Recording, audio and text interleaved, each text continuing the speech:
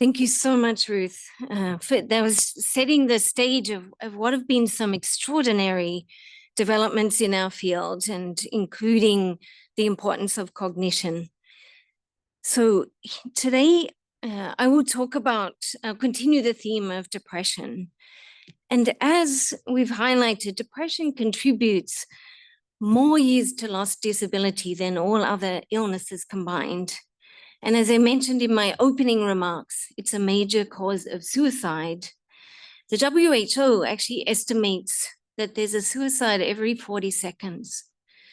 And as I shared, this is an awful statistic that fuels my personal sense of urgency for new solutions. Despite these really staggering statistics and incredible clinicians, depression and most mental health illnesses are still treated with a trial and error approach, trying one treatment at a time, seeing how it goes.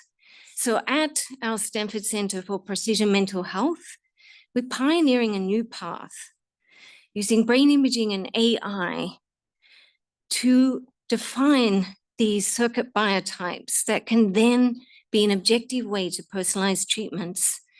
And I'll show you how we can double remission rates as a result. I've developed and patented a brain imaging processing system. You'll hear about the clinical translation of this pipeline through Atsiri later today. And here I show the 6 biotypes that Dr. O'Hara so clearly outlined that are now quantifiable through this pipeline. And they are the foundation for precision treatment. They enable us to move from this current one-size-fits-all to defining what is the root cause of your type of depression, and then matching it to the treatment that will be most effective for you. Each of these biotypes, the foundation of them is a key brain circuit. So let me introduce them. As Dr. O'Hara touched on, one of them is the default mode, and this is the one in blue that helps you reflect on your internal thoughts, your memories, and think about your future. The second one in green, the salient circuit, detects significance. So that could be internal states like pain or external changes in the environment. The yellow one, frontoparietal attention, helps us maintain our focus and sustain our attention. Then there are 3 that are to do with emotion and cognition. The negative affect circuit in orange activates with negative emotion, fear, and sadness. The purple circuit, positive affect, also known as reward, responds to immediate rewards like food, but also longer-term ones like social connection. And the red circuit, cognitive control, is like our brain's executive. It helps us plan, and it helps us suppress interfering information. These circuits are defining of the biotypes. 90% of the people we've looked at experiencing depression have a primary dysfunction in one of these circuits. And that enables us to determine what is their primary biotype. And our technology, similar to cardiology, as was mentioned earlier, will use MRI to measure the brain and identify these circuits. So in our case, if I was, let's say I was in cardiology, I would use MRI to image the heart. I may do it under stress conditions as well as rest, and I would get at the root cause of very broad symptoms like chest pain and choose the right treatment for that cause. In our case, we're using functional MRI similarly to measure the brain at rest and during tasks to get at the root cause and engage these circuits. We acquire a functional MRI, and that scan gives us the information to quantify with the processing pipeline those circuits and to pinpoint your biotype and then match that to the treatment that's personalized to you. Let's remind ourselves before I go into some examples of the current situation. So with this trial and error situation we face, without having measurements, on average, only about 1/3 of people get better after multiple tries.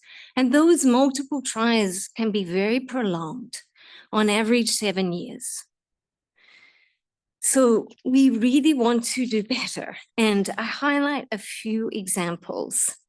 This first example from the default mode is work led by Ji-Sung Ahn and Lara Folland-Ross. And we show that biotypes based on the default mode predict who achieves remission on different types of antidepressants, known as SSRIs or SNRIs. Individuals who we identify with high scores on default mode, the blue circuit, respond best to SSRIs, particularly sertraline. And when we match them, biotype to sertraline, we can improve their remission by 2.1 times. That's doubling the chance and getting closer to 70 compared to trial and error. By contrast, individuals have low function in this circuit do better on an SNRI that impacts norepinephrine as well as serotonin. And in that case, we can also improve their remission rates by 1.8 times. So this means biotypes can directly guide choice of treatment. I note that the ideal range is around 5. It's a Goldilocks principle, not too high and not too low. In the next example, we look at the orange circuit, the negative affect circuit. And here we're predicting between behavior therapy and antidepressants. Participants with the high scores do better on behavior therapy, improving remission by as much as 3.5 times. By contrast, those with low scores do better on antidepressants, around 1.4 times. And these insights help us match to the right treatment modality earlier. The behavior therapy we're studying here was developed by my collaborator, June Ma. It focuses on both activation and problem solving, and you'll hear more about her exciting work in the next panel. Going back to cognition, about 20% of people with depression have the cognitive biotype. This is with the impairments that Dr. O'Hara was highlighting. They don't respond well to standard antidepressants. They do respond well to behavior therapy. This cognitive biotype is marked by low activity in this circuit. We wondered what other medications might help. And after extensive searching, we landed on guanfacine. This is a selective alpha-2A receptor agonist, and it boosts brain plasticity, specifically in this prefrontal circuit. It's safe, it's FDA approved for other uses, and it's showing promise for this type of depression. We conducted a prospective biotype guided trial, and that has just been accepted in Nature Mental Health, and it's through an extraordinary collaboration with the clinical lead, Laura Hack, and our investigators, Ruth O'Hara, Bawil Zhou, and Alan Schatzberg, and extraordinary, crucial early support from our supporters. We prospectively recruited individuals who met criteria for this biotype. Then we treated them for 6 to 8 weeks with guanfacine and rescanned them. And we saw some extraordinary outcomes. Clinically, after guanfacine, these individuals showed a 77% response rate. And all of those who responded, 85 actually achieved remission, which means their symptoms were restored back into the healthy range. And those clinical improvements were accompanied by a restoration of the brain circuit and also by improvements in their cognitive performance, which is how we function day to day. Here's one participant example from the first person in the trial. So as you can see, her scores are very low across all regions of the circuit. But after we treated her with guanfacine, she saw this remarkable improvement where her circuit function went back into the healthy range, her symptoms remitted, and her suicidal thoughts lifted. You'll hear more about biotyping with clinical cases in Eric Van Staldoenen's presentation this afternoon. Now we're taking a deeper dive into the cognitive biotype through an NIH priority initiative called Impact MH. And I'm thrilled to be collaborating with June Ma and Olu Ajilore from the University of Illinois, Chicago. And Dr. Ajilore will be presenting his groundbreaking work in the next talk. We're also using AI machine learning approaches to validate the biotypes and ensure that they hold true across populations and data sets.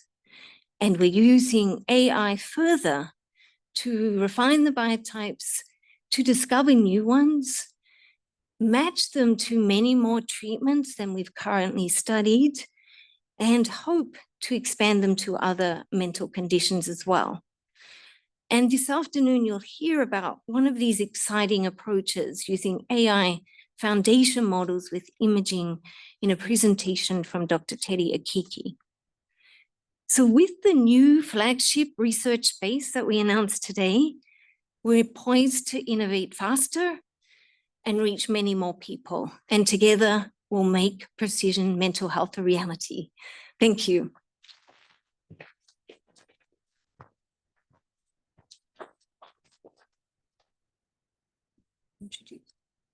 So now we're going to be joined